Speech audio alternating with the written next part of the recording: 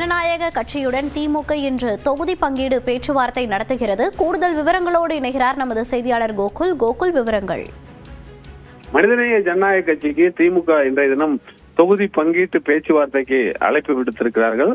12 மணிக்கு தமிம் அன்சாரி தலைமையிலான மனிதநேய ஜனநாயக கட்சி குழுவினர் இன்றைய தினம் திமுகவோடு தொகுதி பங்கீடு பேச்சுவார்த்தை நடத்த இருக்கிறார்கள். குறிப்பாக இதுவரை மனிதநேய ஜனநாயக கட்சிக்கு தேர்தலில் சீட்டு வழங்கப்படவில்லை. இந்த முறை ஒரு சீட்டு வழங்கப்படலாம் என்ற தகவல் வெளியாகிறது. தொடர்ந்து மனிதநேய ஜனநாயக கட்சி திமுக கூட்டணியில் இணைந்திருந்தாலும் கடந்த சட்டமன்ற தேர்தலில் போட்டியிடுவதற்கு வாய்ப்பு வழங்கவில்லை. அந்த அடிப்படையில் இந்த முறை வாய்ப்பு வழங்கப்படலாம் என்ற அடிப்படையில் தான் பேச்சுவார்த்தைக்கு அழைப்பு விடுக்கப்பட்டிருக்கிறது.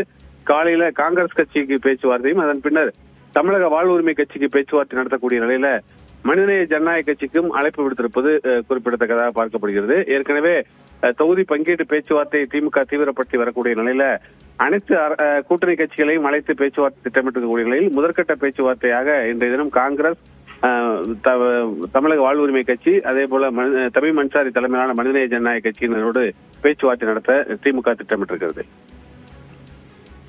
விவரங்களை பதிவு செய்தமைக்கு நன்றி கோகுல்.